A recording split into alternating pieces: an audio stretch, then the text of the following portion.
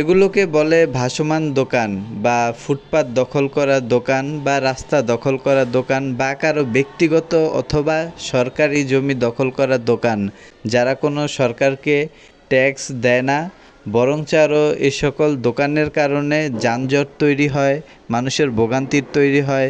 এটা নিয়ে অনেক সময় অনেকের বা রাজনৈতিক ব্যক্তিদের কথাও শুনতে হয়। তো যাই হোক, এগুলো স্বইচ্ছা থাকলে তো নিয়ন্ত্রণ করাই যায়। এভাবে রিক্সা, অটোরিকশা সড়কে মাঝে মধ্যেই ঘোরাঘুরি করতে দেখা যায়। তা থেকে আবার দুর্ঘটনা ঘটে আহত নিহত হয়ে সংবাদপত্রে, টিভি চ্যানেলে, সোশ্যাল মিডিয়াতে বিভিন্ন মাধ্যমে এই রকম দুর্ঘটনার খবর দেখা যায়।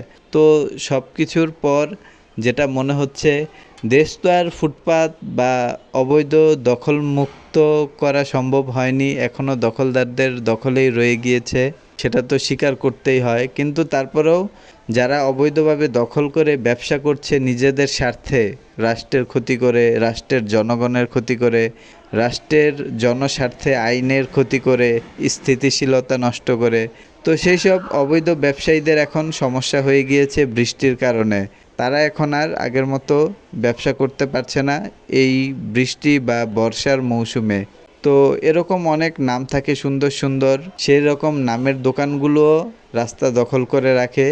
অনেক সময় স্কুলের সামনে, প্রতিষ্ঠানের সামনে, ধর্মীয় উপাসনালয়ের সামনে তারা এইভাবে দখল করে যানজট সৃষ্টি করতে, জনদুর্ভোগ তৈরি করতে বেশ গুরুত্বপূর্ণ ভূমিকা পালন করে। কখনো কখনো মনে হয় যে কিছু লোক হঠাৎ হঠাৎ বলে যে তারা ট্রাফিক নিয়ন্ত্রণ করে, বা অনেকটা এমনভাবে বোঝায় যে তারা ট্রাফিক নিয়ন্ত্রণ করছে জনস্বার্থে, কিন্তু প্রকৃতপক্ষে তাদেরকে পাওয়াই যায় না যখন যানজট তৈরি হয় বা মানুষের দৈনন্দিন জীবনে দুর্ভোগের শিকার হয়।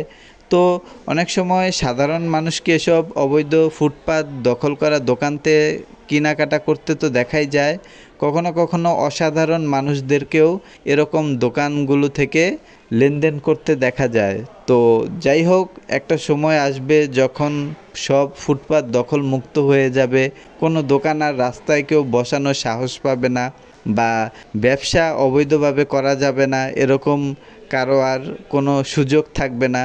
এরকম একটা দিন আসবে, আমরা সেই দিনের অপেক্ষায় আছি, বা এছাড়াও আর কিছু করার নেই। তো সেই দিনের অপেক্ষায় থাকতে হবে। তো যাই হোক, এভাবে রাস্তার যে কাজ চলে, রাস্তার এক অংশ কাজ করে অনেক সময় উধাও হয়ে যায়, রাস্তার কাজ করে অনেক সময় ফুটপাত দখলমুক্ত না করেই উধাও হয়ে যায় দায়িত্বশীল লোকেরা। অসহায় প্রতিবন্ধী পথশিশুরা প্রথমে রাস্তা দখল করে, ফুটপাত দখল করে একটা দোকান দেয়, তারপর 100টা দোকান হয়, তারপর সেই 100টা দোকানের চাঁদা রাজনৈতিক নেতাদের পকেটে যায়। তো এজন্য আরও বলা মুশকিল যে আপনি আপনার এই দায়িত্ব পালন করছেন না কেন। হয়তো সেও তার জীবনের কোনো করুণ কাহিনী শোনাবে মাথা চুলকাতে চুলকাতে, এভাবেই যে সে নিজেও এরকম কোনো একটা গর্তের মধ্যে পড়ে রয়েছে, সে আর সেখান থেকে বের হতে পারছে না। তো এজন্য সে তার নিজস্ব এলাকা মানুষকে সুবিধা বা সেবা দিতে পারছে না। এভাবেই প্রত্যেক দিন প্রত্যেকটা রাজনৈতিক নেতারা দেখছে মানুষ কিভাবে দুর্ভোগের শিকার হচ্ছে। এগুলো দেখার পরেও তারা আবার বলছে যে তারা মানুষকে যথেষ্ট পরিমাণ সেবা করে যাচ্ছে। বিশেষ করে এলাকাভিত্তিক যারা জনপ্রতিনিধি থাকে, যারা মানুষের কাছ থেকে জনপ্রতিনিধি হিসেবে দায়িত্ব নেওয়ার জন্য দোয়া নিতে আসে, তাদের আসলে ভাবভঙ্গি এরকম, তারা তাদের জীবনের সব কিছু দিয়ে দিয়েছে, একদম বাড়ি গাড়ি, অর্থ সম্পদ সব কিছু তারা বিলিয়ে দিয়েছে, শুধুমাত্র তারা এখন সেবা করার সুযোগটা চাচ্ছে। এই যে দেখেন, মানুষ হাঁটা চলার সুযোগ নেই, রাস্তার কাজ চলছে সেজন্য, সেখানেও এমনভাবে ফুটপাত দখল করে দোকান বসানো হয়েছে। আর সেই দোকানগুলোর পণ্যগুলো দেখুন, এগুলো শিং মাছ, এখানে পচে গলে নষ্ট হচ্ছে। তো এই দোকানগুলো, মাছগুলো আবার বরফ দিয়ে শক্ত করা হবে, তারপর যে কোনো একটা দামে এই শিং মাছগুলো বিক্রি করে দেওয়া হবে। মানে তারা যে অবৈধভাবে দোকান দিচ্ছে সেটা মূল বিষয় না, সেই দোকানের যে পণ্যগুলো কতটা গুণগত মানে খারাপ, তারা কি পরিমাণের ভেজাল বা মানুষের ক্ষতি হবে শরীরের, এরকম পণ্য মানুষকে খাওয়াচ্ছে, সেটাও আবার আরেকটা বিষয়। আপনি যদি কখনো বুঝতে পারেন যে আপনি আপনার পরিবারকে, বিশেষ করে আপনার সন্তান, নাতি পুতি, তাদের পরবর্তী প্রজন্মকে এমন খাবার খাওয়াচ্ছেন যেটা তাদের ক্ষতিই হচ্ছে, অথচ আপনি এই খাবার ব্যবস্থা করার জন্য চাকরি করছেন, ব্যবসা করছেন, এভাবে ঝুঁকি নিয়ে প্রত্যেক দিন যাতায়াত করছেন সড়ক পথে, তারপর আবার সেখান থেকে এসে কোনো না কোনোভাবে নিজের আয় সঞ্চয় হবে কি হবে না, ভবিষ্যৎ কি হবে আপনার, সেটার কোনো নিশ্চয়তা নেই, সেইভাবেই আপনার পরবর্তী প্রজন্মের জন্য পরিশ্রম করেই যাচ্ছেন দিনের পর দিন, রাতের পর রাত। এগুলো এক একটা দিনের দৃশ্য। মনে হতে পারে যে এটা তো একদিনের দৃশ্য, না, এটা মানুষের প্রত্যেকটা যে দিন তারা পার করছে সেই রকম দিনের এক একটা দিনের দৃশ্য। এই রিক্সাগুলো এভাবেই রাস্তার মাঝখানে দাঁড়িয়ে থাকে, এভাবেই তারা দাঁড়িয়ে দাঁড়িয়ে ফুটপাত দখল করে ভ্যান গাড়ি রেখে যায় বা তাদের গাড়ি রেখে যায়।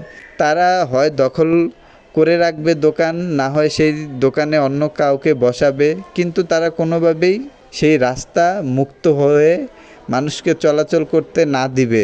একেবারে যেমন নিজের সয় সম্পত্তি, অর্থ, ক্ষমতা নিজের আয়ত্তে রাখতে হবে, ঠিক সেইভাবে এই ফুটপাতগুলো দখল করা হয়ে থাকে। দেখুন মানুষ কিভাবে চলছে, এই জায়গাগুলো এতটা পিচ্ছিল যেখান দিয়ে তারা হেঁটে আসা যাওয়া করে, হরহামেশা এখান দিয়ে মানুষ পা স্লিপ করে, শিশু, প্রতিবন্ধী, অসুস্থ ব্যক্তিদের খুবই কষ্ট হয়। ময়লা পানিতে কাপড় চোপড় নষ্ট হয় এবং কেউ আহতও হয়। বিশেষ করে যাদের চলাফেরা করতে সমস্যা হয় বা কোনো অসুস্থ বা প্রতিবন্ধী, তাদের জন্য তো এই এক একটা দিন দোজখের দিন। তারা যে কিভাবে পার করে বা পার হয় এক একটা দিন, এক একটা প্রয়োজনীয় মুহূর্ত, মানে মানুষ, বিষয়টা এমন যে সচরাচর না প্রয়োজন পড়লে কেউ ঘর থেকে বের হয় না। যদি ঘর থেকে বের হয় তাহলে তার উপরওয়ালার কথা স্মরণ হয় যে জীবনে যে কোনো সময় যে কোনো কিছু হয়ে যেতে পারে, সেভাবেই তারা পুলসিরাতের রাস্তা পার হয়। অনেকে আবার সেগুলো মানে বিভিন্নভাবে বিভিন্নজন বিভিন্ন চেষ্টা করে থাকে। কেউ যার দায়িত্ব সে সেটা পালন করার চেষ্টা করে, কেউ আবার স্বেচ্ছাসেবী হিসেবে স্বেচ্ছায় সেবা দেওয়ার চেষ্টা করে। তো যাই হোক, তারপরও এই যে পানির লাইনটা ঠিক করা হচ্ছে, দেখতে পারবেন এই পানির লাইনটা ওই দিক দিয়ে লিক। তো এই পানির, ময়লা পানির নিচেই এই পানির পাইপগুলো ডুবে থাকে বা তলিয়ে থাকে, আর সেখান দিয়েই পানি চলে যায় আমাদের বাসায়, আপনাদের বাসায়, সকলের বাসায়।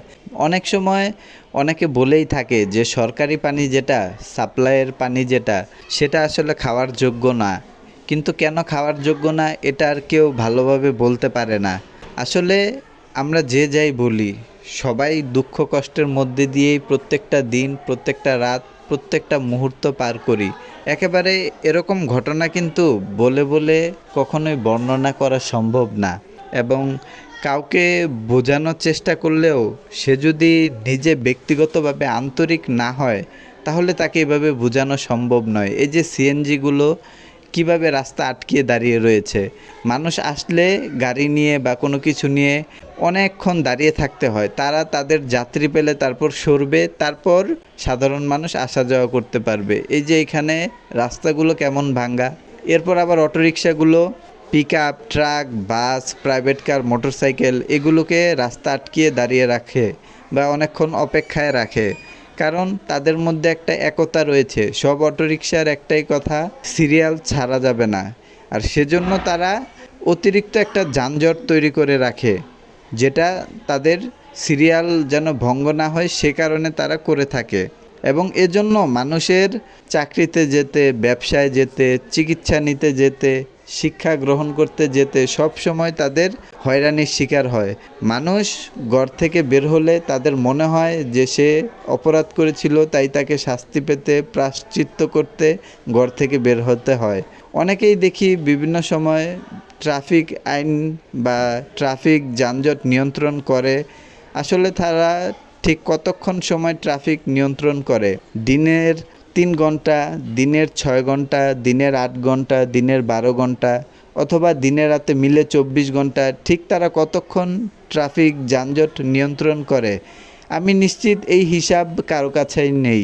সবাই বলবে কিছু লোক আছে এলাকায় তারা ট্রাফিক যানজট নিয়ন্ত্রণ করে। এগুলো দিয়ে কিন্তু আসলে মানুষের জনদুর্ভোগ দূর করা সম্ভব হয় নাই।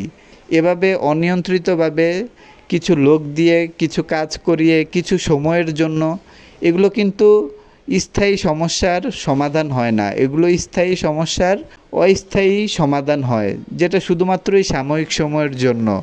এগুলো দিয়ে মানুষের জনদুর্ভোগ শেষ হয়ে গেছে বা মানুষের হয়রানি হওয়ার আর কারণ নেই, কারণ তারা কোনো না কোনো সমস্যার সমাধান বের করে ফেলেছে। এগুলো বলাটা একটা হবে মিথ্যাচার।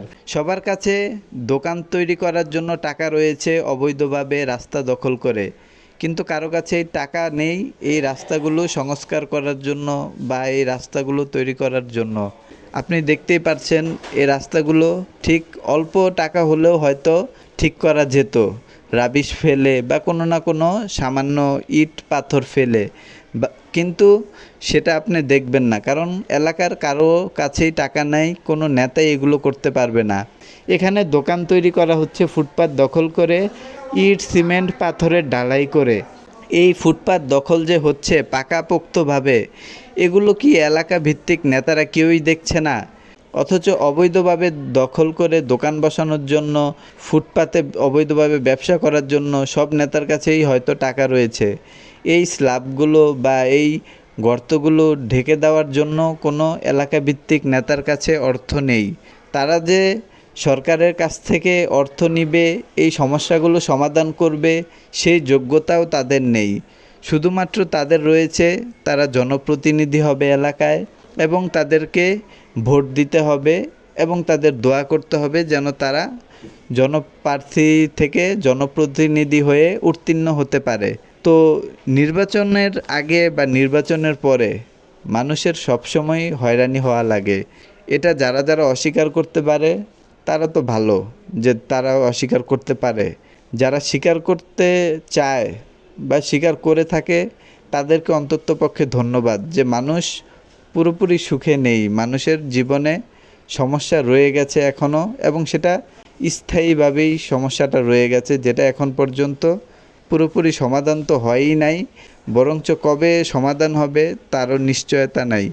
আপনি যতক্ষণ না পর্যন্ত মেনে নেবেন রাষ্ট্রে কোনো সমস্যা রয়েছে, সেটা সমাধান করা উচিত বা প্রয়োজন বা করতে হবে, ততক্ষণ না পর্যন্ত আপনি সেই সমস্যার সমাধান করতে পারবেন না, কারণ সবাই আপনাকে সাহায্য করবে না। আপনি যখন মেনে নেবেন সমস্যা রয়েছে রাষ্ট্রে, সমাজে, আমাদের প্রত্যেকের মধ্যে, তখন সবাই মেনে নেবে যে হ্যাঁ তারাও সাক্ষী, সমস্যা তারাও দেখেছে, শুনেছে, ভুক্তভোগী হয়েছে। তো তখনই সবাই একত্রে হয়ে সেই সমস্যা সমাধান করা যাবে। সমস্যা স্বীকার করার সৎ সাহসটা রাখতে হবে, কারণ সমস্যা থাকবেই। এটা একেবারেই বলার সুযোগ নেই যে একটা সময় আসবে কোনো সমস্যা থাকবে না, বরঞ্চ এটা বলতে হবে একটা সময় আসবে কোনো সমস্যা হলে সবাই মিলে সমাধান করা হবে, এটা নিয়ে কারো আর কোনো দুশ্চিন্তা থাকবে না। মানুষ একটা অভ্যাসের মধ্যে দিয়ে বড় হয়, আর সেটা হলো নিজের উপর দায় না নিয়ে অন্যের উপর দায় চাপিয়ে দেওয়া।